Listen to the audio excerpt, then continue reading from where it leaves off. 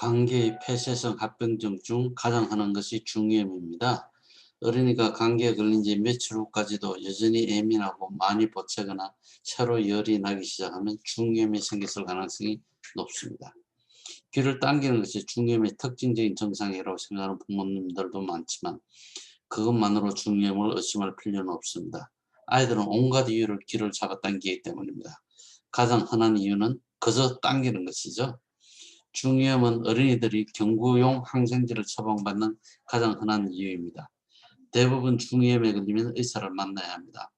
애서가기도 한 번 중이염에 걸리면 자꾸 반복하는 경향이 있는데 가장 중요한 원인 중 하나는 유스타키안 튜브가 해부학적으로 중이염에 걸리기 쉽게 되어 있다는 것입니다. 다행히 중이염을 치료하고 반복 감염을 막는 몇 가지 좋은 방법이 개발되어 있습니다. 먼저 중이염과 외이도염은 생기는 부위가 틀립니다. 중이염은 중이에 생기는 염증이고 외이도염은 외이도에 생기는 염증입니다. 외이도염은 그러면 어떻게 생길까요? 수영할 때 귀에 물이 들어가거나 혹은 다른 여러 가지 이유로 외이도에 자극이 가면 병원체가 퍼지기 시작하고 피부에 염증과 함께 고름이 생깁니다. 외이도에 염증이 벌겋게 부어있고 고름이 있을 수도 있습니다. 중이염은 그러면 어떻게 생길까요? 중이염은 유스타키안 튜브가 정상적으로는 이렇게 열려가 있습니다. 하지만 감기 발열서에 생긴 점액이 유스타키안 튜브로 막게 되면 중인의 공간에 액체가 보이고 이 액체 내에 세균이 침입하여 감염이 생기게 됩니다. 중이염을 일으키는 세균은 어디에서 왔을까요? 정상적으로 코 속에 사는 세균이 이렇게 유스타키안 튜브를 통해 중이로 들어가서 중이염을 일으키게 됩니다. 대부분의 중이염은 세균성이기 때문에 일반적으로 항생제 치료를 하게 됩니다. 특히 어린이가 귀에 통증이 있다는 사실이 확실할 경우에는 더욱더 그러합니다. 바이러스에 의해 중이염이 생겼다면 항생제를 쓸 필요는 없습니다. 하지만 대부분이 세균성입니다. 항생제를 쓰더라도 유스타키안 튜브가 다시 열리는 데는 시간이 좀 걸리죠. 따라서 중이염이 경구용 항생제를 투여했을 때 항생제가 중위에 도달해서 감염이 치료되더라도 중인의 공간에는 여전히 체액이 남아 있습니다. 시간이 좀 지나면 체액이 유스타키안 튜브를 통해서 밖으로 나가게 되어서 중이가 정상적으로 돌아오게 되어 있죠. 따라서 중이염을 치료하면 호전이 되더라도 귀에 물이 차 있다, 이런 얘기를 많이 듣게 됩니다. 중이염을 치료하고 난 후에 며칠 또는 몇 주간 중인의 공간에 고여있던 체액이 빠져나가지 못하고 그대로 머물러 있을 수 있습니다. 이렇게 체액이 계속 고여있게 되면 또 다른 중이염이 생길 수도 있지만 대부분 시간이 지나면 다 유스타키안 튜브가 다시 열려 고여있던 체액이 빠져나가게 됩니다. 어린이가 나이가 들면서 유스타키안 튜브는 더 넓어지고 평평하던 수평적이던 유스타키안 튜브가 약간 수직적으로 바뀌게 됩니다. 유아의 유스타키안 튜브는 매우 가늘고 수평에 가깝습니다. 하지만 나이가 들면 커지고 수직에 가깝게 되기 때문에 쉽게 액체가 빠져나가게 됩니다. 유전적으로 유스타키안 튜브가 작은 가족도 있습니다. 당연히 중이염이 잘 생기고 이런 어린이들은 어느 정도 성장할 때까지 소아과를 단골로 드나들며 1년에 몇 번씩 항생제 치료를 받게 되는 경우가 있습니다. 이들 중 많은 수가 결국에 고막에 압력 평형 튜브 이간이라고 합니다. 이간을 삽입하고 나서야 중이염에 걸리는 빈도가 줄어들게 됩니다. 유스타키안 튜브가 좁아 유독 중이염이 잘 생기는 어린이는 1년에 4번에서 6차례 또는 그 이상으로 중이염으로 고생하는 일도 드물지 않습니다. 일반적으로 중이염에 걸릴 때마다 항생제 치료를 받아야 합니다. 똑같은 항생제를 자꾸 사용하면 항생제 내성균이 생겨 효과가 없어질 가능성이 있습니다. 그러면 점차 더 강한 항생제를 사용해야 하며 어떤 항생제를 사용할 것인지는 그때그때 상황을 봐서 판단하게 됩니다. 가능하다면 세균을 물리칠 수 있는 항생제 중 가장 약한 것부터 선택해서 치료를 하게 됩니다.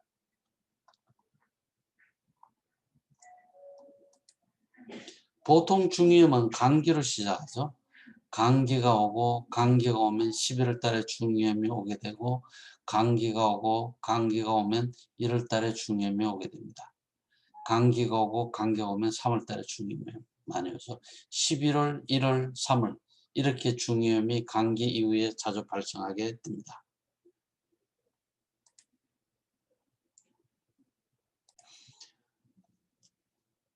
감기에 걸린 후 중염으로 진행하는 것은 하루 이틀만 해도 일어날 수 있지만 1, 2주에 걸쳐서 일어나기도 합니다.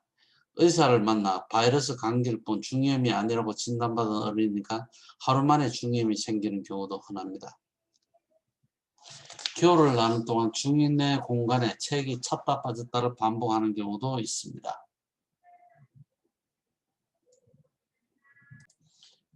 대부분의 어린이들은 겨울을 나는 동안 여러 차례 감기에 걸리기 때문에 4세 미만의 어린이들은 겨울 내내 중인의 공간에 책이 고였다 빠졌다를 반복하는 수도 있습니다. 유스타키안 튜브가 작을수록 중염에 자주 걸리고 운이 좋아서 유스타키안 튜브가 큰 편인 어린이는 중인의 공간에 책이 고이는 경우가 드뭅니다. 중간 정도라면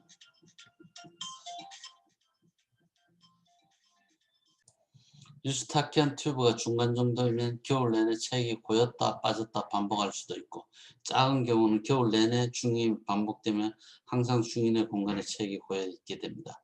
중인의 공간에 책이 고여 있는 시간이 길수록 중임에 걸릴 가능성이 높습니다. 하지만 일부 어린이들은 중임에 생기지 않은 채로 수주 동안 수개월간 중인의 공간에 책이 고여 있는 경우도 있고 반대로 책이 고여 있는 상태에서 하루 만에 중임이 생기는 경우도 드물지 않습니다. 종종 부모님들은 중이에 체액이 고였을 때 항생제를 써서 치료하면 중이염을 예방할 수 있다고 생각합니다. 하지만 수많은 연구를 통해서 이런 식으로 항생제를 써도 중이염에 걸리는 횟수가 줄지 않습니다. 더욱이 이렇게 항생제를 자주 사용하면 정말로 중이염에 걸렸을 때 항생제 내성균이 생겨 더 어려운 상황을 맞게 될 수도 있습니다. 따라서 항생제는 실제로 문제가 생겼을 경우에 한해서만 사용하는 것이 가장 합리적입니다. 중이염이 일단 생기면 부어있던 유스타키안 튜브가 완전히 원래 상태로 돌아가서 체액 배출 능력을 회복하는 데는 시간이 꽤 걸리게 됩니다.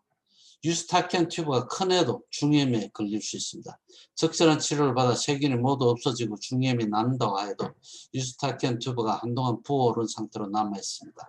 이렇게 되면 사실상 유스타키안 튜브가 좁아진 것과 마찬가지이므로 다시 막히거나 중이염이 생길 가능성이 있습니다. 두들이 될 때까지 단 한 번도 중이염을 앓지 않았던 어린이가 느닷없이 서너 번 연속 중이염에 걸린 이유가 여기에 있습니다. 사실 이런 일을 매우 흔하면 특별히 걱정할 필요가 없습니다. 유스타키안 튜브가 완전히 가라앉아 정상 크기와 기능을 회복하면 체액이 적절히 배출되고 중이염이 반복되는 일도 적어집니다. 하지만 유스타키안 튜브가 완전히 정상으로 돌아가려면 몇 개월간 감기에 걸리지 않아야 합니다.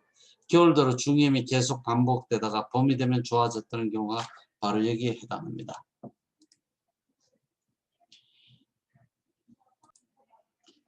2세가 넘은 어린이가 오랫동안 중이염이 반복되거나 만성적으로 중이염이 계속된 적이 없다면 중이염에 걸렸더라도 항생제가 꼭 필요하지 않을 수 있습니다. 2세가 넘은 어린이 중 약 80%는 중이염이 생겨도 유스타키안 튜브가 저절로 다시 열립니다. 중이에 고였던 감염된 체액이 빠져나가 저절로 낫는 것이죠. 즉 피부에 뾰루지가 나서 저절로 터져 완전히 낫는 것과 비슷하죠. 하지만 20%는 이렇지 않으므로 경구 항생제를 복용해야 합니다. 또한 과거에 여러 차례 중이염을 앓았거나 최근에 중이염을 앓은 적이 있다면 감염이 저절로 나을 가능성은 훨씬 낮습니다. 일반적으로 어린이가 통증과 불편감이 심할수록 항생제 치료를 시작하게 될 가능성이 높고 항생제 치료를 할지 말지 결정할 것은 의사의 진찰 속인과 어린이의 병력이 중요합니다. 때로는 중이염으로 인해 중이 안의 압력이 너무 높아져서 고막이 파열이 되고 고름이 고막을 통해서 나오는 경우도 있습니다. 이럴 경우 항생제 점유액을 넣으면 고막이 파열된 틈을 타서 항생제가 중위로 들어가서 낫게 됩니다. 감염이 가라앉은 후에도 중인의 공간에 체액이 남아있고 시간이 지나면서 고막이 암으로 치유됩니다. 반드시 이런 코스를 지나지는 않고 증상이 심할 경우는 항생제 점유액뿐만 아니라 경구용 항생제를 먹여야 할 필요도 있습니다. 점유액만 써도 충분한 경우가 많지만 당연히 상황에 따라 적절한 치료를 결정해야 되죠. 감염을 치료한 이후에도 유스타키안 튜브가 한동안 막혀있기 때문에 중이염이 반복되기가 쉽고 시간이 지나면 유스타키안 튜브가 반드시 다시 열리고 귀도 정상 상태로 돌아가게 됩니다. 중이염이 1년에 4번 이상 반복되는 어린이에게는 압력 평형 튜브, 즉 이관을 권하기도 합니다. 중이염이 자주 걸린다고 해서 항상 이관이 필요하지는 않지만 이관을 삽입하는 것은 비교적 안전한 시술이지만 전신 마취가 필요하고 따라서 100% 안전하다고는 할 수는 없지만 시술을 받을 건지 말 건지는 환자와 상황에 따라 신중하게 결정해야 합니다. 이관은 간단히 말해서 고막에 인공 배출구를 만들어주는 것입니다. 유스타키안 튜브가 막혀 있어도 이관을 통해서 체액이 배출되므로 중인의 공간에 체액이 고이지 않아 중이염을 예방할 수 있습니다. 알레르기와 감기는 모두 콧물과 코막힘을 동반하고 따라서 유스타키안 튜브가 막혀 중이염을 유발할 수 있습니다. 물론 감기가 훨씬 더 흔하며 20세 미만 어린이에서는 특히 더 그렇습니다. 일부 의사들은 이관 시술을 받기 전에 유스타키안 튜브의 폐쇄를 되돌릴 수 있는지 알레르기 약을 써보기도 합니다. 물론 이관을 갖고 있어도 중이염이 걸릴 수가 있습니다. 물이 이관을 통해 빠져나오고 일부 체액은 중이 안에 공간에 남게 되는데 남아있는 체액에 세균 감염이 발생해서 고름이 이관을 통해 나오는 경우도 있습니다. 즉 중이염이 이관을 시술을 받더라도 걸리는 수가 있습니다.